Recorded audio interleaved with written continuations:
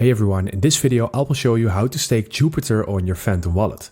So before we start, go ahead and go to your browser and type in vote.gop.ag, and from this screen click on Connect Wallet, select Phantom, and in here click on Connect and make sure that you have the right account selected, and then your Phantom wallet will be connected to Jupiter. So there seems to be a bit of a confusion when it comes to staking Jupiter, because when we are going to our Phantom wallet and when we look for Jupiter in here, and when we click on Jupiter and then we click on more, then there is no option to stake this with Phantom wallet.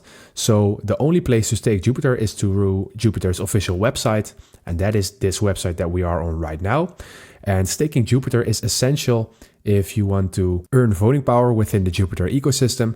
So as you can see here, there are active staking rewards, which are points that can contribute to eligibility for a potential Jupiter airdrop in the near future. And I've connected my Phantom wallet to the Jupiter website.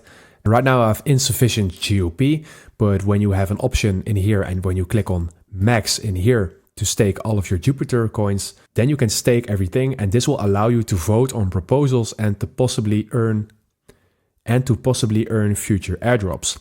And when we click on view ASR rewards in here, you will see your active staking rewards.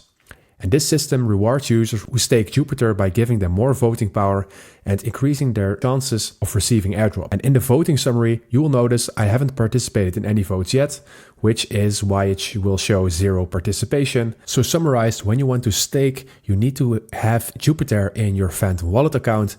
And when you have sufficient, you can basically enter the amount that you want to stake to get the voting power and to compete in a possible airdrop. So I hope I helped you out with how to stake Jupiter on Phantom wallet. If so, please leave a like and consider subscribing, and then I'll see you in the next one.